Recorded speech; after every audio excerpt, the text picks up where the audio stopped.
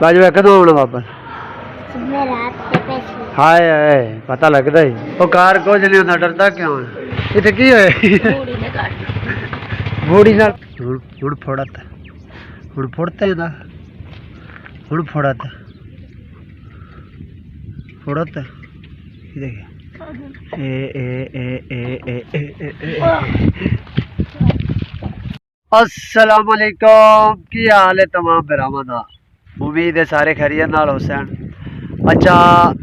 अज एक दिन ईद तो पहले का पहले तो हो रहा 29 ईद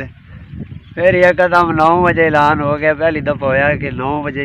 बिल्कुल क्लियर हो गया कि सुबह ईद नहीं है परसों मंगल ईद है। तो ईद तो पहले खास कर पेंडू देहाती जेडे साडे वर्गे ते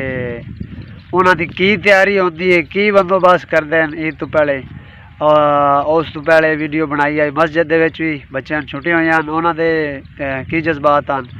वो भी बिच इंशाअल्लाह एडिट होसी और एतकाफ से जेडे बंदे बैठे हैं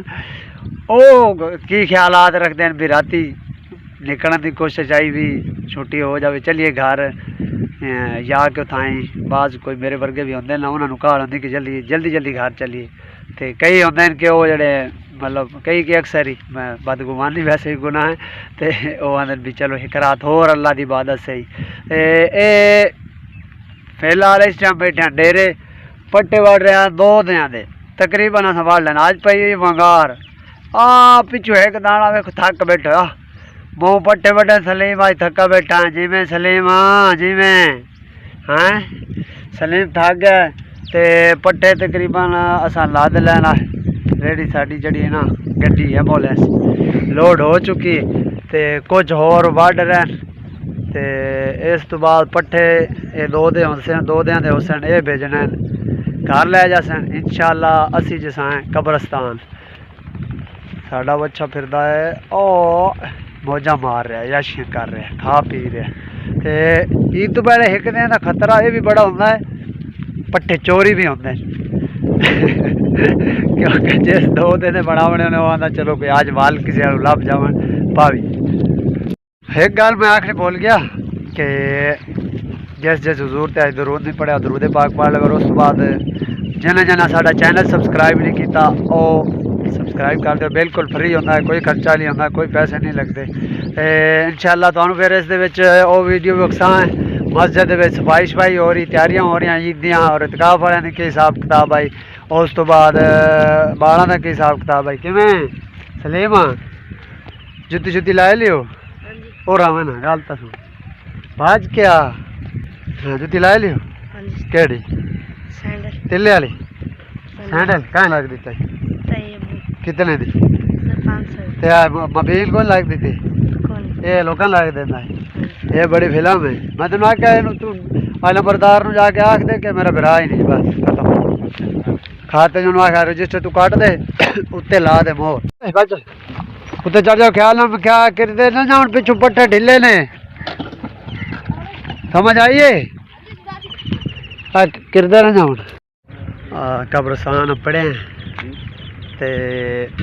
इतने तकरीबन देहात साढ़े खास करोड़ों भी होंगे रिवाज इंज होंदा है कि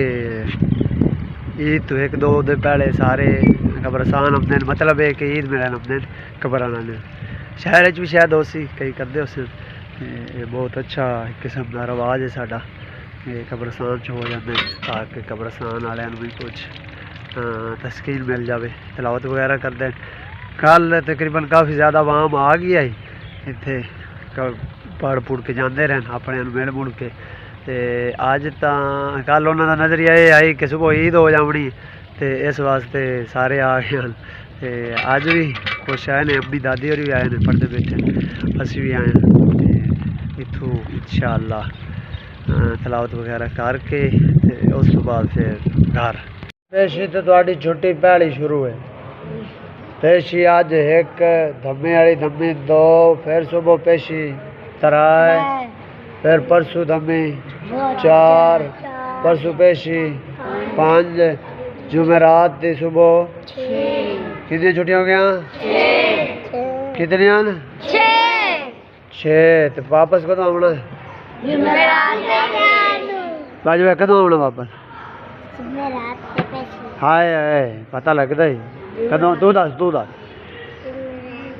हैं हैं जुमेरात पेश आना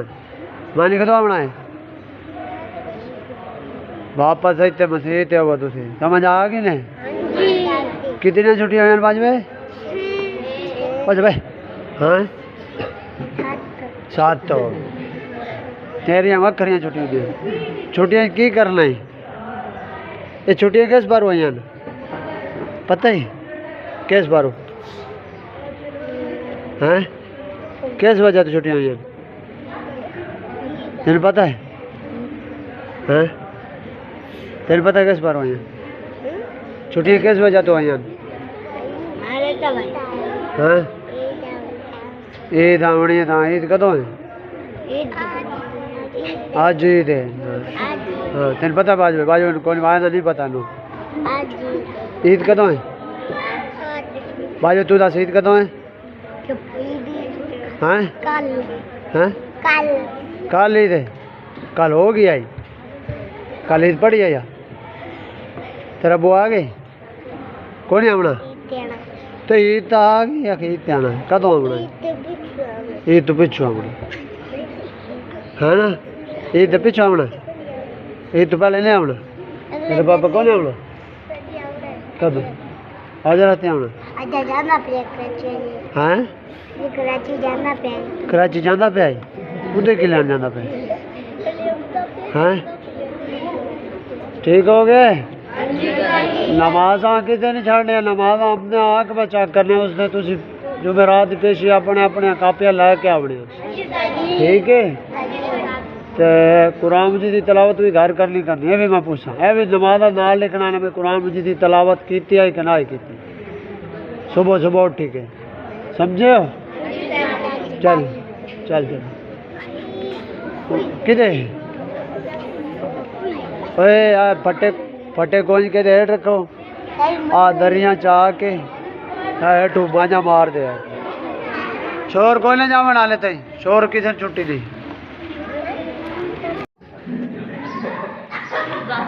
वो कार को नहीं होता डरता क्यों है आ गई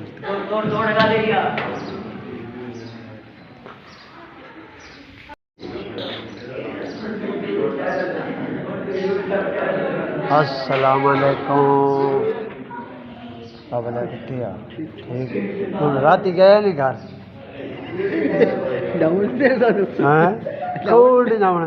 भाग जाओ डके बोल है आज शामी जाना रात नहीं जाना रात की थोड़ा की अंदाजा आई भाई आज भाग जाओ दिल किया था भी चलिए बहुत सारा ज्वार सुते रहे पैरे बैठे कम ही कार सावन में तो औखा है पर दे रहे है तो औखा पर मुड़ क्या थोड़ा ही तत्ती लो यार पक्के से बात करे सारे को पक्के की आवाज तत्ती लगती है पक बांध कर के समझे तत्ती लग सेक नहीं होता को थोड़ा गले चल गया है आई और कितना ये लोग समझे गिर लो सही है मैं थोड़ी थोड़ी आवाज लगी अच्छा चेता सारे हिमालय सारे चार मैं चली चंगे लगते मजा रख ले हाले मसीह मोड़ भी ठाड़ दे अजी ने ठाड़ा है मसीह वाले अंदर ना मोड़ भी ठाड़ इतने लो नहीं बनते बाहर या घर वाले जब पक्की जब खुली ये लो चंगी बड़े कम दी हां क्या हाल है ओए आए की ओए हाथ ना टका रहे